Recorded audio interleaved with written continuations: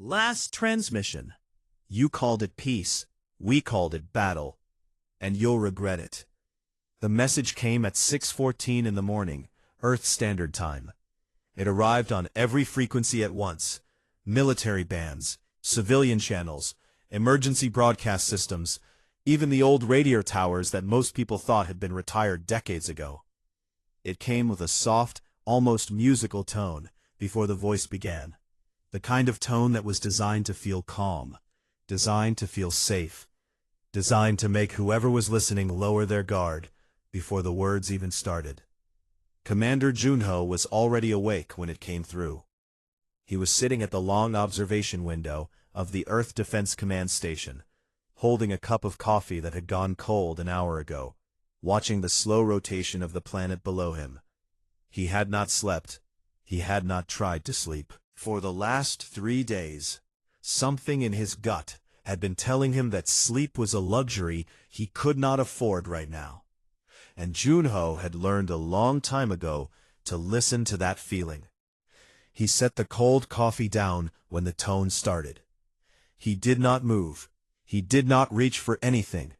He just listened. The voice that came through the speakers was translated by the station's AI in real time. But even through the translation, there was something slippery about it. Something that felt like a hand extended in greeting that was hiding something behind its back. The Veilthari ambassador introduced himself with a title that took 11 syllables to pronounce, and meant roughly, "He who carries the word of the eternal dominion." He said that the Veilthari had been watching Earth for many years. He said that they had seen humanity's struggle. He said that the Dominion had decided, in its great wisdom and its great mercy, to offer the people of Earth a chance at something better. He called it peace. He said the words slowly, carefully, like he was placing a gift on a table and waiting to see if the person across from him would reach for it. Junho picked up his cold coffee and took a sip. Lieutenant Rena appeared in the doorway behind him about 30 seconds into the transmission. She was young, younger than Junho thought anyone should be at this rank, but she had the kind of eyes that missed nothing. She had a tablet in her hand, and she was already working on it, fingers moving fast and quiet, even as she stood in the doorway, listening to the alien ambassador talk about peace and mercy and the great gift the Dominion was offering to humanity. She did not say anything, neither did Junho. The transmission continued. The ambassador explained the terms. He used careful, rounded language, the kind of language that sounded like an offer, but was structured like a sentence.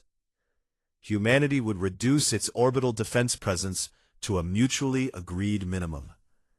Humanity would open its communication infrastructure to Veilthari oversight channels.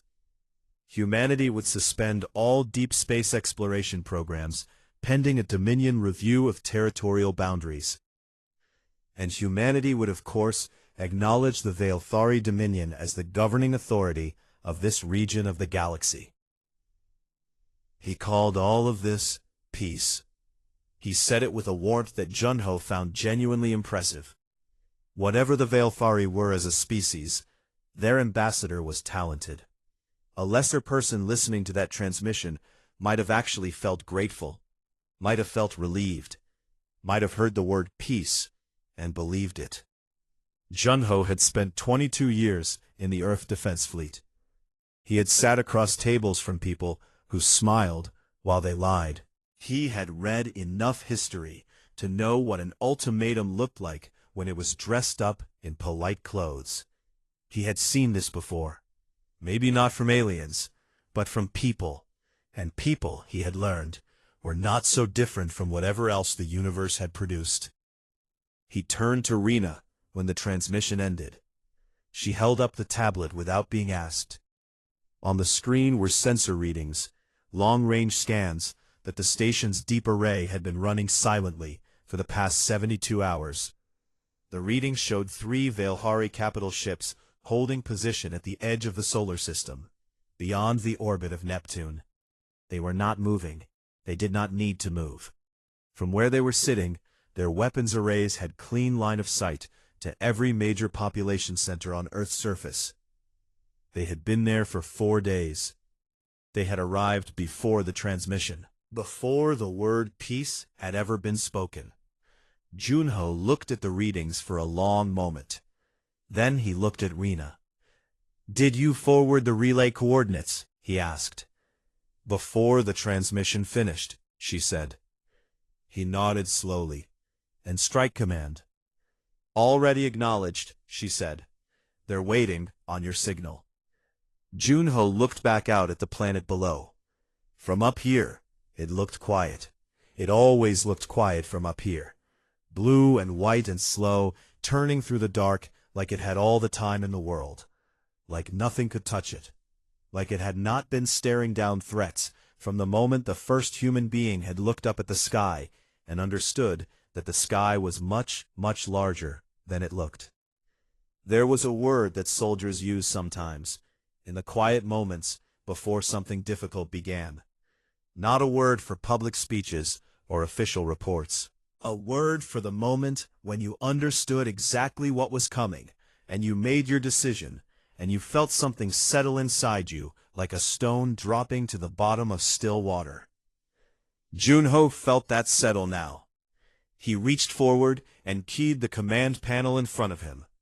A small light on the panel shifted from amber to green. Somewhere deep beneath the lunar surface, a system that had not been active in 7 years received the signal. Somewhere in the dark between planets, ships that had been sitting silent began to run their startup sequences for the first time.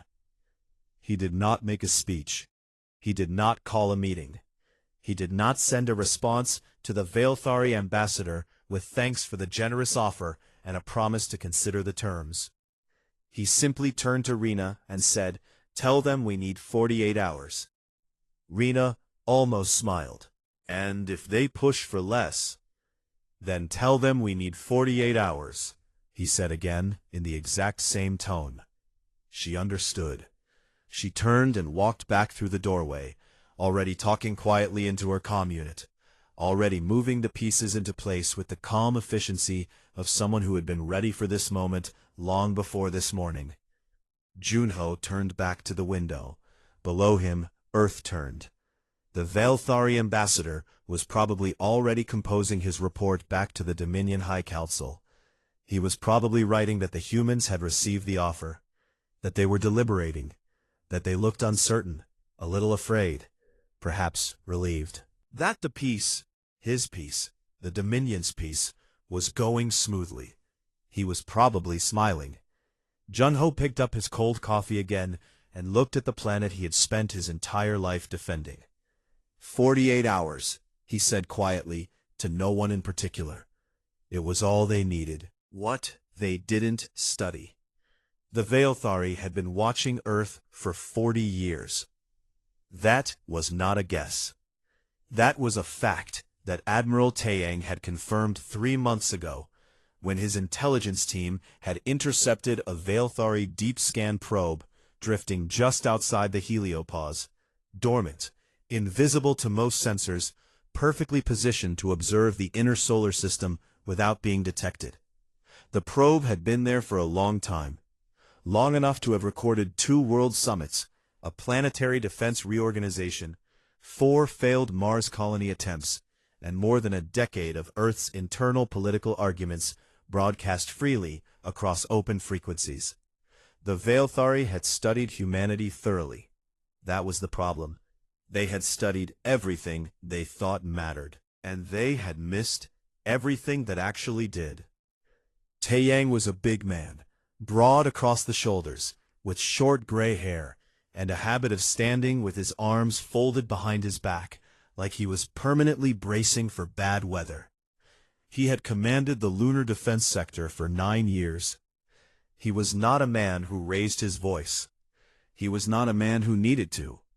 When Taeyang spoke, people listened, not because of his rank, but because of the particular quality of his silence just before he spoke.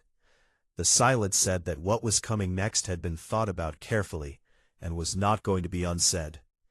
He stood now in the deep-level briefing room beneath the Shackleton Base Complex, on the southern rim of the lunar South Pole, and he looked at the holographic display floating in the center of the room. The display showed a map of the solar system. Blue dots marked Earth's known defense positions, the orbital platforms, the surface-to-space batteries, the patrol routes of the active fleet. These were the positions the Vialthari knew about. These were what 40 years of careful observation had recorded. These were what the Dominion's military planners had almost certainly used when they positioned their 3 capital ships at the edge of the system. Taeyang reached forward and touched the display. The blue dots remained, but now, beneath them, a second layer appeared. Red markers, deeper in, some of them embedded in the lunar rock, directly below where they were standing right now. Some in the asteroid belt, some tucked behind the gas giants in long, slow orbits that looked, from the outside, like nothing more than slow-moving debris. He looked at the assembled officers around the table. "They watched us argue," he said. "They watched us fail. They watched us almost break apart twice in the last 30 years, and pull ourselves back together badly. They recorded every public broadcast, every open-channel military communication, every summit speech." He paused. "They saw exactly what we wanted the universe to see." He let that sit for a moment. "They never saw what we built when we stopped talking." Project Ironwake had begun quietly, 14 years ago, in the aftermath of the second collapse, the economic and political crisis that had nearly fractured the United Earth government entirely. From the outside, those years had looked like weakness. The broadcast showed protests, shortages, political gridlock, a defense budget that had been cut 3 times in 5 years. The Vialthari probe, watching patiently from beyond the heliopause, would have recorded all of it. What the probe could not have recorded was a single closed-channel meeting between 7 people in a room with no windows and no external communications. Those 7 people had looked at the state of the world and decided that the greatest danger was not internal collapse. The greatest danger was that something out in the dark was watching humanity struggle and taking note. They had decided that the best response to that danger was not to look stronger. It was to look exactly as weak as they actually were, and to build everything that mattered somewhere nobody could see. Ironwake was the result. 312 warships, not large by the standards of what the Vialthari capital ships could put in the field, but built for one specific purpose: to fight in the inner solar system, in the debris fields and gravity shadows and tight corridors between planets that humanity had spent generations learning to navigate. Ships built by engineers who had grown up running cargo through asteroid fields and emergency rescue in the debris rings of the outer planets. Ships crewed by people who had trained in conditions that most alien species would have considered too dangerous to simulate. The Vialthari had studied humanity's history of wars. They had not studied humanity's history of survival. That was the distinction that Taeyang had tried to explain to the civilian council members when Ironwake had first been proposed. Wars could be counted. Victories and defeats could be tallied. But humanity's survival, the particular, stubborn, ugly, relentless way that human beings kept going after everything logical said they should have stopped, that was not in any database. That was not something you could scan from outside the heliopause. You could not observe it with instruments. You could only understand it if you had lived it. The Vialthari had not lived it. They had watched it, and they had misunderstood what they were watching. Taeyang closed the holographic display. The room went darker, and the officers around the table sat a little straighter in the sudden quiet. "Ironwake launches in 43 hours, he said. Startup sequences are already running. Every ship will be at full readiness before the deadline Commander Junho bought us runs out." He looked around the table slowly. "This is not a defensive action. We are not responding to a threat. We are responding to an assumption. The Dominion assumed that when they pointed their guns at our planet and offered us a choice between peace and destruction, we would choose peace. He let the silence go on for a beat longer than was comfortable. They assumed wrong. No one in the room said anything. There was nothing to say. There was only the quiet hum of the life support systems, and the faint, almost inaudible vibration of the rock around them, deep in the body of the moon, where 300 warships were waking up one system at a time, in the cold and the dark, patient as everything humanity had ever built from nothing. In the corridor outside, a young technician named Do-hyun was running a final diagnostic check on the power relay systems of Launch Bay 7. He was 26 years old. He had never been in a battle. He had spent 4 years maintaining these ships in silence, keeping them ready for a moment that the people above him had never officially confirmed would come. He finished his check. All systems green. He marked it in his log, picked up his kit, and moved to Bay 8. He did not know the full shape of what was coming, but he knew his ships were ready. That was enough. Lieutenant Rena had a gift for finding the door that nobody else noticed. It was not a dramatic gift. It did not look like much from the outside. It looked like a young officer sitting alone at a workstation in a side room off the main communications deck, running what her access logs described as routine frequency calibration. It looked quiet and technical and completely unimportant. That was exactly what she needed it to look like.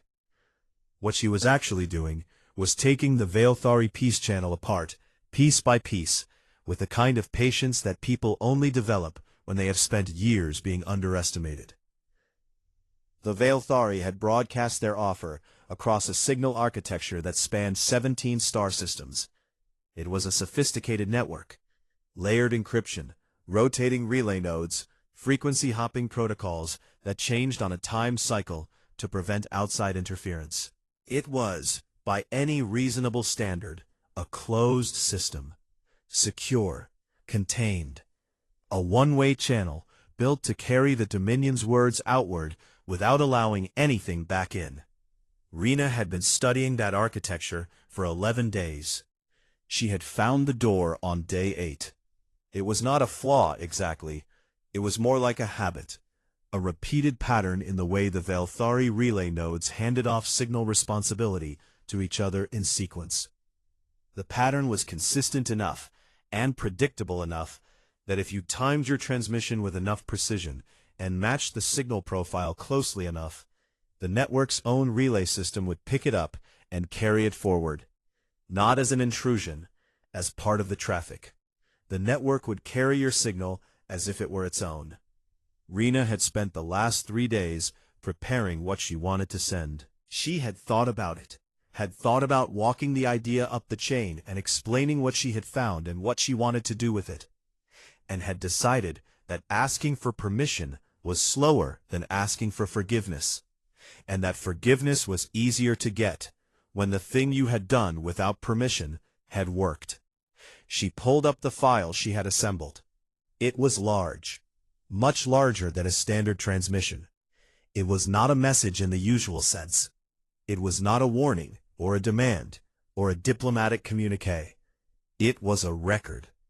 She had spent 70 hours pulling it together from the Earth Historical Archive, a complete, unedited, chronological account of every armed conflict in human history in which human beings had faced an enemy that believed at the time that the outcome was already decided.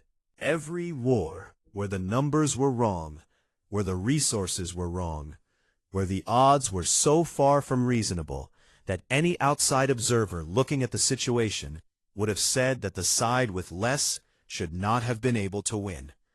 And then she had added the endings. Not the political endings, not the treaty signings and the handshakes and the official declarations.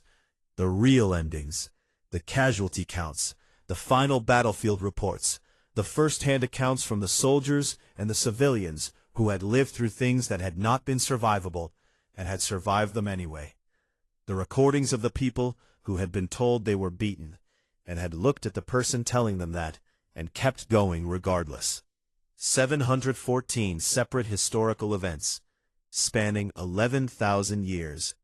She had arranged them in order, without commentary.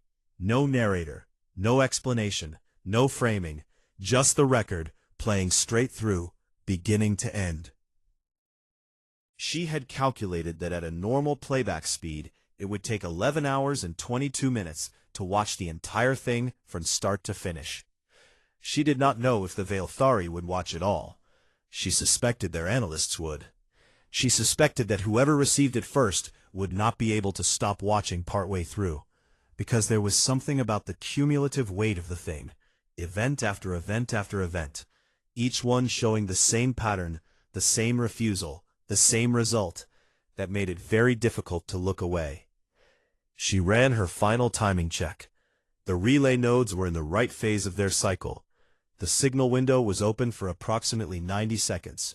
She started the transmission. For a moment, nothing happened. The workstation's output monitor showed data moving, the files streaming out in compressed packets, each one shaped carefully to match the Veilthari's signal profile. The monitor did not show her where the signal was going. She knew where it was going. It was going to every relay in the network, which meant it was going to every system in the Veilthari Dominion that the peace channel reached. 17 star systems. She sat back in her chair and looked at the ceiling of the small room and thought about what she had just done. She thought about the people who had made the records she had sent. The soldiers in ancient conflicts fighting with weapons that were barely more than sharpened metal. The pilots in burning aircraft choosing to keep flying.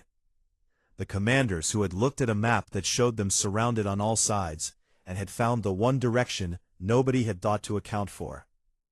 The civilians in ruined cities who had kept their communities alive through winters that should have killed everyone. All of them had faced, at some point, someone who looked at them and saw something already finished. Someone who saw a conclusion, not a people. All of them had answered that assessment the same way. Not with speeches, not with declarations, just by continuing. 3 hours later, Rena was summoned to Commander Junho's office. She walked in expecting to be reprimanded. Instead, Junho was standing at his desk with his arms folded, and an expression on his face that she had not seen before. Not quite a smile, but something adjacent to it. Something quiet and satisfied. The way a person looks when something they believed turns out to be true. "I got a message from our intelligence liaison," he said. "Veilthari High Council has been in emergency session for the last 2 hours.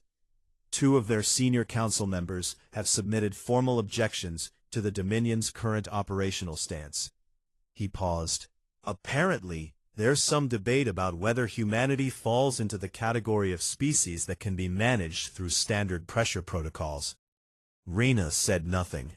She waited. "They're calling it propaganda," Junho said. "The majority of the council."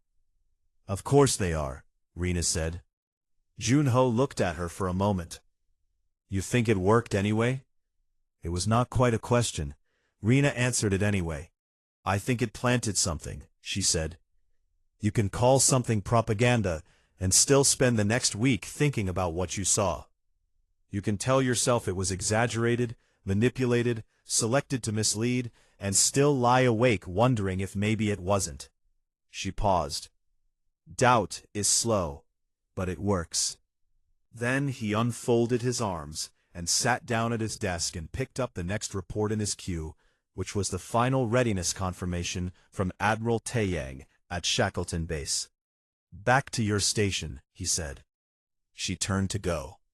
"Lieutenant," he said, without looking up from the report. She stopped. "Good work," he said. She walked back to her workstation, sat down, and began preparing the next thing she needed to do. The doubt was planted. The ships were waking up. The clock was running. 11 hours and 22 minutes of human history was playing somewhere in the Veilthari Dominion right now. She wondered how far they had gotten. The battle that wasn't supposed to happen. Ironwake, launched at 0300 hours, and the solar system changed. Not loudly, not with the kind of dramatic noise that people later wrote about in the history books. The launch itself was almost quiet. 312 ships releasing from their docking clamps in the dark beneath the lunar surface, rising through the launch channels, one after another in tight sequence, emerging into the black above the moon's surface like something that had been held underwater for a very long time, finally being let go. Commander Junho was at the front of it. His ship was called the Yon, a name that meant nothing to the Veilthari, and meant everything to the crew that had maintained it in silence for 4 years. It was not the largest ship in the Ironwake fleet. Junho had not chosen it because of its size. He had chosen it because it was fast, because its crew had trained together without any breaks for 31 months straight, and because the pilot sitting in the forward seat, a young woman named Sora, was the best navigator he had ever seen in 22 years of service. Sora had grown up running emergency supply runs through the debris rings of Saturn's outer moons. She had learned to fly in conditions that would have been rejected as too dangerous for any standard simulation. She talked to her ship the way some people talk to old friends, quietly, without drama, checking in on how things were running the same way you check in on someone you trust. She had never been in a real battle. She had also never, in 4 years of flying for Ironwake, made a single navigational error. Junho trusted her completely. The Veilthari had detected the launch within 6 minutes. That was faster than the optimistic estimates, and slower than the pessimistic ones, which meant the intelligence team had read the situation about right. 6 minutes was long enough for Ironwake's first 3 wings to clear the lunar shadow and establish their formation. It was not long enough for the Veilthari capital ships to close the distance from the outer system. The Dominion's response came in on the command channel, a hard, sharp transmission that had lost all the warmth and musicality of the ambassador's earlier broadcast. The voice that came through now was not the ambassador. It was a military commander, and his tone was the tone of someone who had just watched something happen that his models had told him could not happen. Junho let the transmission play through. He turned to his tactical officer and said, "What do we have at Proxima Station?" Proxima Station was the Veilthari forward installation, a resupply and communications hub that the Dominion had established at the edge of the inner system, during the 40 years they had spent watching Earth. It was not a full military base, but it was fortified, and it controlled the signal relay that the Veilthari capital ships used to coordinate with each other across the distance of the outer system. Take the station, and the capital ships lost real-time coordination. They would still be dangerous, but they would be fighting blind. Junho had planned for Proxima Station first.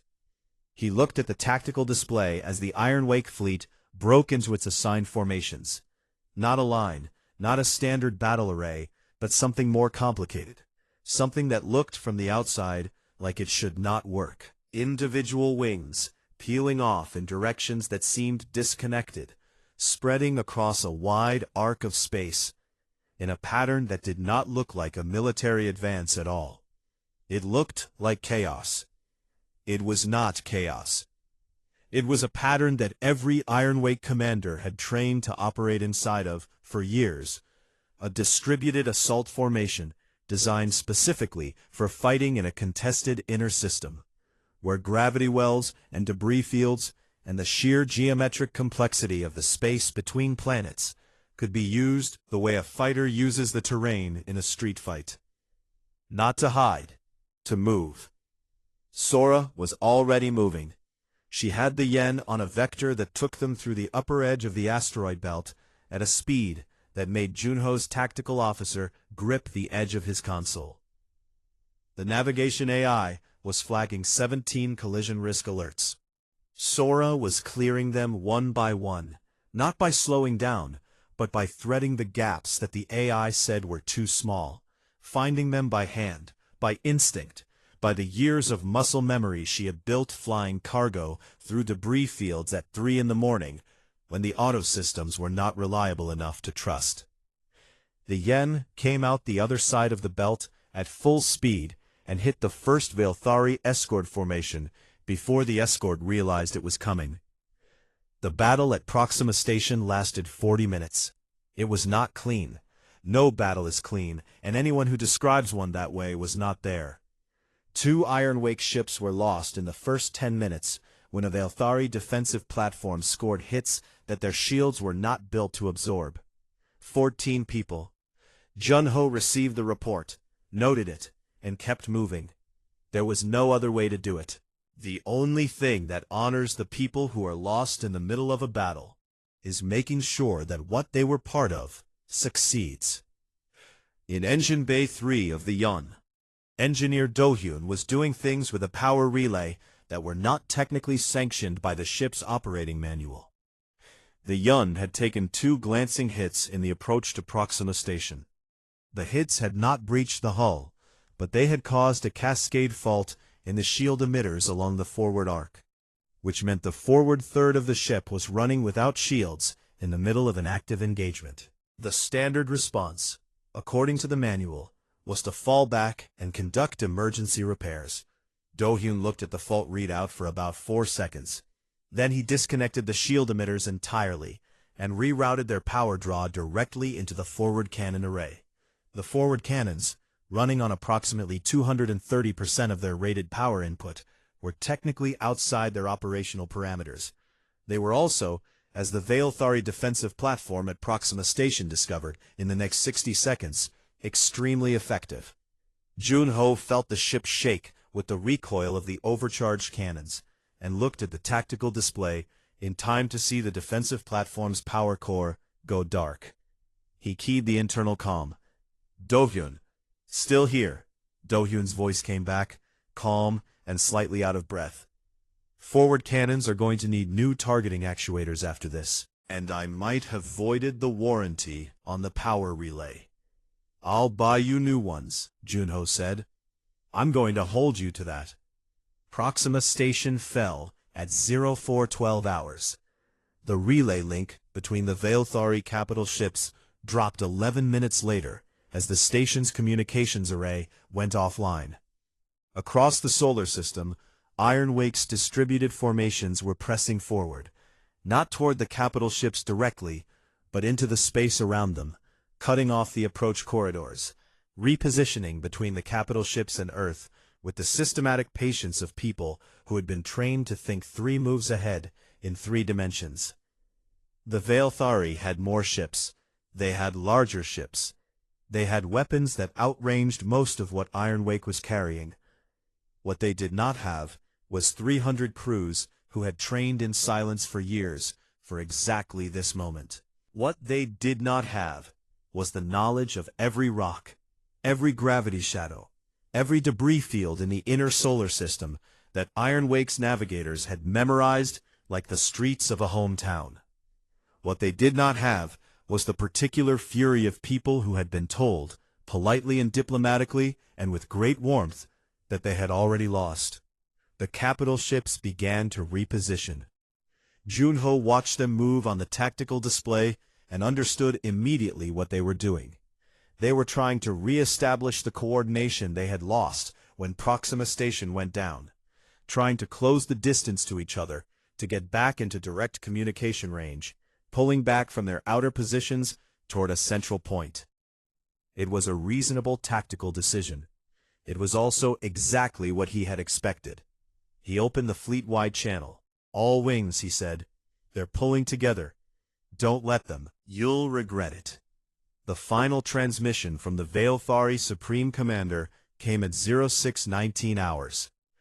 It was not what Jun-Ho had expected. He had expected something harder. A threat, maybe.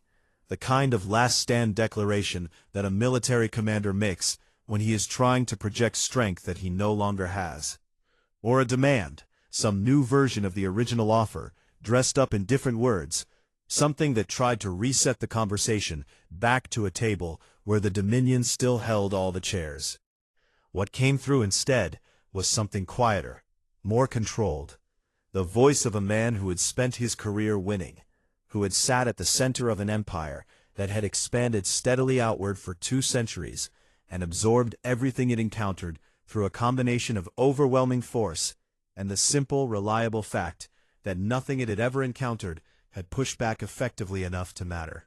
He said his name slowly, clearly, as if he wanted to make sure the translation systems caught it correctly. He said that the Dominion recognized what had happened in the last several hours.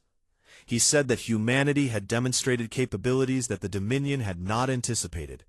He said this without any apparent embarrassment, which told Junho something about how the man thought. He was not the kind of person who wasted energy on feelings that did not change outcomes.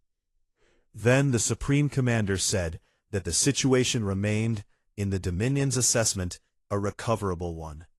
He used that word carefully, recoverable, not resolved, not finished, recoverable. The word you use when you are willing to walk back from a position without admitting that the position was wrong. He said that the Dominion was prepared to suspend current operations pending renewed diplomatic contact. He said that humanity had shown itself to be a more complex case than the standard assessment had indicated. He said that the Dominion was, ultimately, a civilization that valued stability, and that stability was better served by negotiation than by continued engagement with a species that had demonstrated and here he paused, very briefly, just long enough for the pause to be noticeable, an unexpectedly robust defensive posture. Junho listened to all of it without moving. When the transmission ended, the command deck was quiet. His officers were watching him, not the display screens. That was the thing about a moment like this. Everyone in the room felt the weight of it at the same time. The strangeness of sitting inside a piece of history while it was still happening, before anyone had written anything down about it. Junho looked at the tactical display for a long moment. The Vialthari capital ships had stopped their repositioning maneuver. They were holding position, which was what you did when you were waiting for a response, which was what you did when you were not sure anymore. He thought about how to respond. He thought about the diplomatic language and the careful framing and the kind of measured, professional reply that the situation, on the surface, seemed to call for. He thought about all of the things that a response to a Dominion Supreme Commander should probably include: acknowledgement of the communication, indication of a willingness to engage, the kind of words that left doors open and kept options available. Then he thought about something else. He thought about the probe that Taeyong's team had pulled from the edge of the solar system, sitting out there for 40 years, watching, recording, sending back information to a civilization that had looked at all of that information and concluded that humanity was manageable. That humanity was the kind of species that, when presented with a sufficiently large threat and a sufficiently polite offer, would make the practical decision and accept the terms. He thought about the 2 Ironwake ships that had gone dark in the first 10 minutes of the battle at Proxima Station. 14 people. He had not let himself stop on that number while the battle was running. He stopped on it now, just for a moment, and let it mean what it meant. He opened the fleet-wide channel. Every ship in the Ironwake fleet heard what he said next. Every officer on every command deck, every engineer in every engine bay, every pilot holding position in the dark between planets. He opened the channel, and he played the Supreme Commander's transmission in full, without comment, so that every crew member of every ship could hear the careful, controlled, measured voice of the man who had come to their solar system with 3 capital ships and the assumption that the conversation was already over. He let it play all the way through. Then in the same open channel, so that every human crew member and every Vialthari system monitoring the frequency could hear it, he opened a direct line back to the Supreme Commander's transmission and spoke 4 words: "We remember every name." He closed the channel. For a moment, for several seconds in fact, nothing happened. The tactical display showed the Vialthari capital ships continuing to hold position. The command deck was absolutely still. Outside, in the cold dark of the solar system, 310 Ironwake ships held their positions with the patience of people who had spent years learning to wait for the right moment and were very comfortable waiting a little longer. Then the Veilthari capital ships began to move. Not toward Earth, not toward the remaining Ironwake formations. They moved outward, back toward the edge of the system, back toward the deep space beyond Neptune, where they had been sitting 4 days ago, when they were still the ones deciding how this story went. They moved slowly, deliberately, not in panic. The Supreme Commander was too composed for panic, but with the particular, careful pace of a withdrawal that was trying very hard to look like something other than a withdrawal. Junho watched them go. He did not feel triumphant. He had been in enough difficult situations to know that the feeling that came right after something hard ended was not triumph. It was something quieter and more tired, something that had more to do with the weight of everything that had happened than with the outcome. Triumph was for people who had not been close enough to see what it actually cost. What he felt, watching those capital ships pull back, was something closer to relief. And beneath the relief, something else. The particular, cold clarity of understanding that this was not an ending. The Veilthari Dominion was not broken. It was not defeated. It was retreating, which was different, and retreating forces came back. The Supreme Commander would go home and write a report, and that report would change some things about how the Dominion thought about humanity, but it would not change the fundamental situation, which was that there was a very large empire out there that had already decided it wanted this part of the galaxy. Humanity had bought time. That was what today was. That was what today was worth. Dohyun. Still here, Dohyun said. He sounded exhausted. The forward cannons are definitely done, and I think I also broke the secondary cooling system at some point. I'm not sure exactly when. How long to fix it? A pause. 3 days if everything goes right. You have 4, Junho said. Get some sleep first. He closed the comm and looked at the main display, where the Veilthari ships were continuing their long, slow arc toward the outer system. He thought about Rena's broadcast, 11 hours and 22 minutes of human history, playing somewhere in 17 star systems right now, inside the Dominion's own network, carried there by the Dominion's own relay system. He thought about the 2 council members who had resigned. He thought about the doubt that Rena had said was slow but worked. He thought about what Taeyong had said in the briefing room beneath Shackleton Base, about what the probe had recorded and what it had missed, about the difference between watching something and understanding it. The Veilthari had watched humanity for 40 years and seen a species that argued and struggled and failed and nearly broke apart and kept patching itself back together badly. They had seen all of that and concluded that it was weakness. They had not understood that the arguing was how human beings figured out what they actually thought, that the struggling was how they got stronger, that the failing and the patching and the breaking and the rebuilding was not a sign of a species coming apart.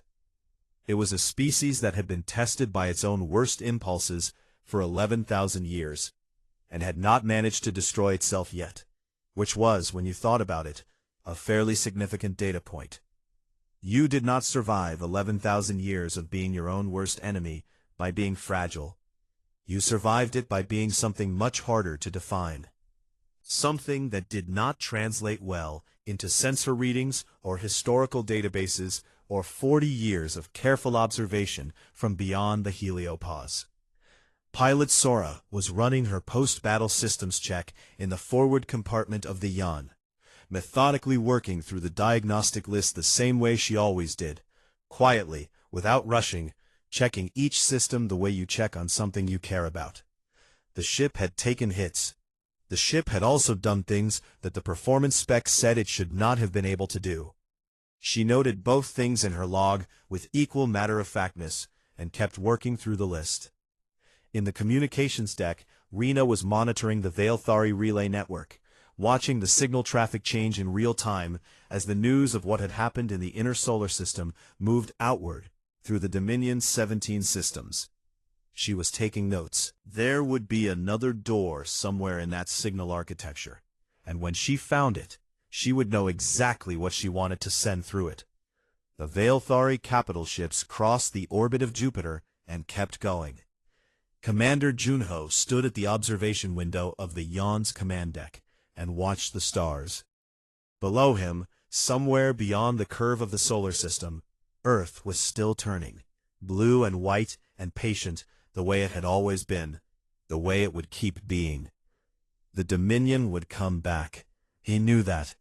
Something like the Veilthari did not take one loss and recalculate its entire worldview. It recalibrated. It came back with better information and a more careful approach. But it would come back knowing something it had not known before. It would come back knowing that the thing it had spent 40 years studying was not the thing it was going to have to fight. The thing it was going to have to fight was older than any database. It was the thing that had kept a species alive through 11,000 years of every possible kind of disaster that a species could make for itself, or have made for it by the universe. It did not show up in sensor readings. It did not transmit on any open frequency. It was not in any broadcast that the probe had recorded during 40 years of patient watching. It was in the spaces between the records, in the silence after the last transmission. In the moment when everything logical said stop, and the answer was to keep going anyway. The Veilthari would come back. Humanity would be ready. It was, after all, what they did.